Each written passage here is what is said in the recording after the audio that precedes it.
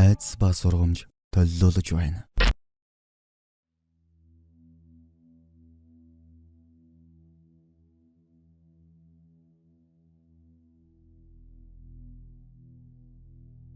Манай сууг нь хачин жигтэй явдалтай даарсан хүмүүсээс зөвшөөрөл аван та бүгдэд хүргэдгийг мэдэгдэж байна.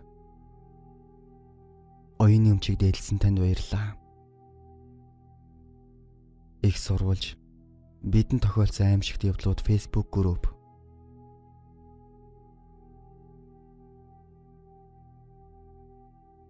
Тээврийн жолооч байхад тохиолдсон явдлаасаа би чигэж бодлоо. Тэр үед би цэргээс халагдаад жолооч болчихсон 20 настай л байсан үе. Сэлэн аймгийн Орхондул сангийн аж ахуйн талбайн будаанд явж байлаа. Тэгээд талбайн будаа шүн дундын үе зогсохоор нь хаяа нэг улсын будаа хачаад архны элеватор руу рейс хийчихвэн. Нэг удаа дарах нь будаага буулгачаад шүн 3 цагийн үед буцаж явсан юм. Тэр өдөр бороо ороод Польны будаа нилээд эрт буусан өдөр байлаа. Будаага буулгачаад буцаж явахдаа Орхны сангийн аж ахуйн бэлэн далайн өтөр мөнгөрөөд Ширийн баригад гэдэг газар явж байгаад нэг жижигхэн даваа өөд өгсөж явтал зүг зүгээр явж байсан машин маань пар гэсээр байгаад унтарчихдаг юм. Тэгээд би буухтаа кабиныхаа гэрлийг асааж өрхөөд кобудаа сөхөд бензин татсаж үзтэл байж байлаа. Тэгэхэр нь тогийг нь үзсэн зүг зүгээр. Яасан юм бол гэж бодож санаандгүй капотныхаа дээгүүр кабин руугаа хартал нэг жижигхэн битээ өвгөн кабинд сууж байдаг юм. Шууд л нөгөө сүнс бодогдоод явчихсан. Нуруу зарсгээл явчихдаг юм байлээ. Тасгаранхуй ядаж байгаа тэр хавийн каманууд буужчихсан машин явдаггүй. Кабинд орч чаддгүй 10 минут хүлээгээд гарт ганц жижиг дэлхүрээс өөр юм байхгүй. Ширгэнээ зогсож байтал хойноос гэрэл гарч нэг машин хүрээд ирэв.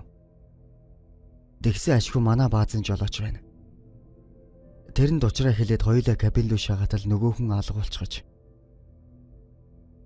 Тэгээд нөгөөх маань чи урд гараад яв. Гээд хоёулаа орхон туул руу гараад авчихлаа. Явж байхдаа байн хажуулуугаа хэлэл заастай. Азар дахиж үзэгдээгүй. Тэгээд дараа нь бэлэн талаа хэдэн компаниудтай буухалж байгаад нөгөөх явдлаа ярьсан чинь тэр Ширийн баригадын нэг худаг дээр хятад өвгөн олон жил амьдэрсэн гин. Тэгээд нас бараа тэр хавьд оршуулсан юм гэсэн. Заримдаа хүн амьтанд үзэгддэг байж. Тэр нь харин надад таарчгаж. Тэр даваа уруудаад нөгөө худаг нь байдаг гин. Бодвол тэр хавь алт мөнгө үнэт эдлээ нуугаа биз. Хаа очиж харин элдэн муу юм болоогүй дээ. Түүнээс хойш улсын будаанд явахдаа их болгоомжтой явдаг болсон доо.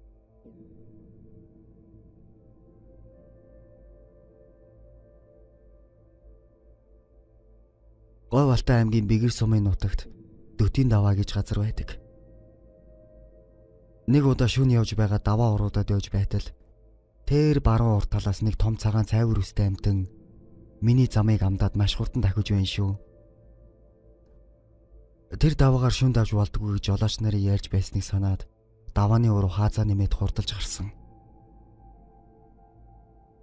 Ачаатай чиргүүлдэ тэрэгч давааны уруу алга болж өгөхгүй ачхав. Би ч хурдлаад байсан нөгөө амтан хариугүй урдуур гардгийн даваан дээр амжиж төрүүлж гарсан да. Хамаг хөлс маань гооччихсан байж үлээ. Хэрвээ тэр амтан төрүүлсэн бол осол гардаг гэж зарим жолооч ярьдаг байсан нь санаанд ороод авчихсан хэрэг. Яг л тэмээрхүү биетэй нэг том амтан байсан. Холын гэрлийн үзүр тэр баруун урдаас давхиж байгаа нь харагдсан юм да.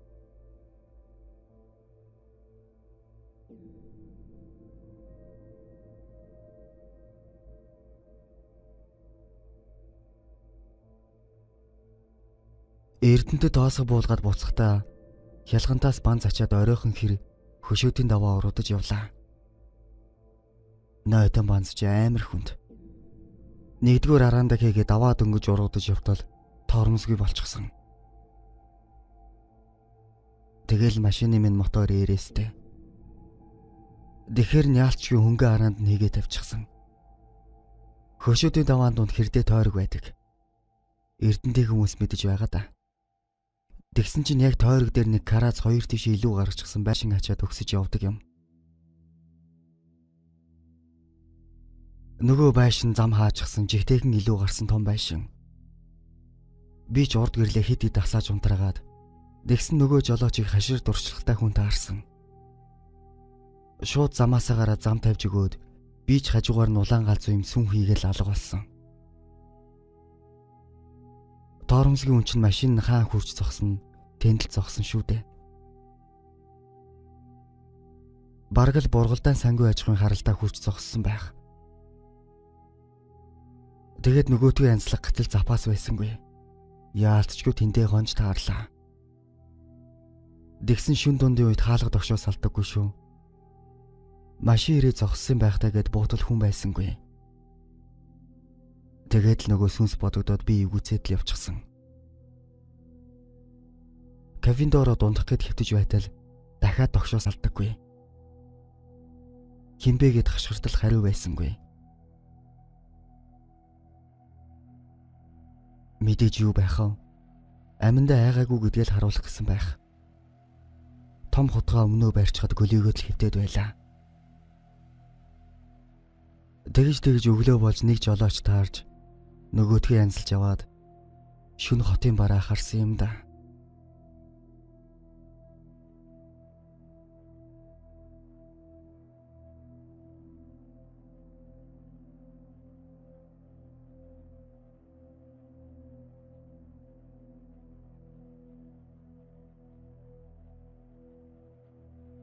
Бас нэг удаа Баян-Онгор аймгийн Хүрээ Марал сумаар гов алтан таашраа дайраад явъя гэж нэг найзтайгаа ярилцаад явж байсан юм. Манай хүн л Хүрээ Марал орох ажилтаа гээд тэр замаар явж байгаа юм л да. Дүүнээс өвч би урдуур улаан шалын хоолгоор явчихдаг. Нөгөөх маань хоцроод болдоггүй.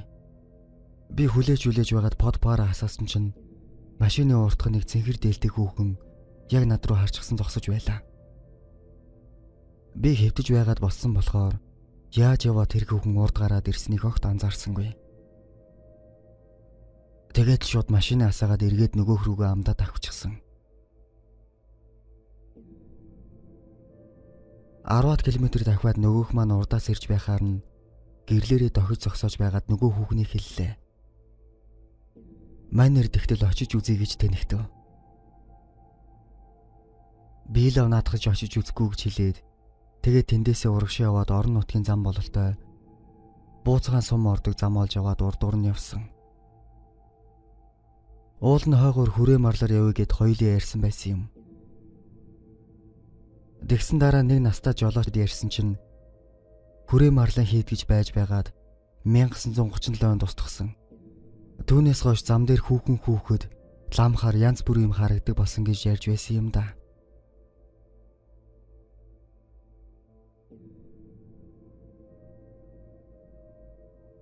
Бас нэг удаа Сэлэн аймгийн Шаамар дайраад найрамдал сангийн аж ахуй цагаануураас Эрдэнтийн хялгант руу бан зачих гээд шүн нарсан ойгоор гав ганцаараа явсан. Ёстой эвгүй юм байна лээ. Тас харанхуй ой дотор олон зуун километр ганцаараа явах чинь бараг 200 орчим километр явчихад байтал чиргүүлийн хойд дугуй хагарчихдаг юм. Новшгэж бодоод буух гэж чимээж агнсан чинь чон уйлаад шар шувуу орлоод болдоггүй. Хав харанхуй шүн ядаж сарч байсангүй. Тэр их ой дотор ганцаараа хонох эвгүй юм байна лээ. Анчин гөрөөчин хүмүүс хэдэн сараар ойгоор гэр хийнж ан хийж явдаг гэсэн. Яаж болгодгийг ёстой бүү мэд. Агуу зөрөгтэй улс л байдаг байх та. Тэгэхэр нь гэгээ ортол хөвтөж байгаад буугаад өдөр түргэн дугуугаас олж яваад чавтчихсан. Дугуугаас олж байхдаа байн эргэн хараастай. Ард чон гитэж ирээд гинт дайруул яах билээ гэж бодоод шүү дээ. Битүү нарсан. Тэгээ зам мэдэхгүй тэрүүгээр анхудаа л явсан юм. Нутгийн хүнээс асуугаад явсан харин огт төөрөөгүй шүү. Шар шууны дуу гэж үнэн зөвүүн юм байна лээ. Хүн нэгэдэж байгаа юм шиг.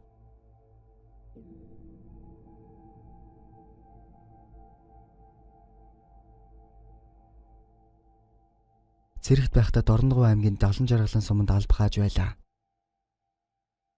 ангийн усны сэсчээр барьдаг байсан юм. Нэг өдөр салаан дарахтайгаа ангиас нэлээд зайтай нэг алд очичоод буцаж явтал гинэт машин унтраа таг зогсчихов. Гэтэл бензин ноцоосон ажиллагаа байчиж. Цэргүүд банк руу 9 шидийн даваа өдөрч хувцсны хэрэг бензинээр арилгах гээд янз бүрийн хог бензиний банкнд үлдээсээр байгаад нөгөө хог нь ноцоосыг маань эвдэж орхиж. Тэгээ ямар сэлбэг байх биш. Даргыгаа замын унаас суулгаж өгөөд ганцаараа өнөхөр болов. Тэгтэл шөнө ойр хүрдэггүй. Машины урд гиг нэтгэл нэг цагаан хувцастай хүн харагдаад болдоггүй. Бүр нэлээд хэдэн удаа шүү. Сүнсэл юм байхтаа гээд машинаасаа гарахчгүй гүрийгээд л хөвдөд байлаа. Гэрлээ хасаагаад харахаар юу ч байхгүй. Тэгсэн өглөө босоод харсан чинь урдхан талд нэг хатсан хужиртай цөөрөн байж байна. Салхи хөдөлгөөр нөгөө хужир нь босч хуйлраад надад цагаан хувцастай хүүхэн шиг харагдаад байж л дээ. Айсан хүнд аргал хөдлөнө гэдэг тэр байх. Хаа очиж би харин ухаан алтлаа айж байгаагүй юм шүү.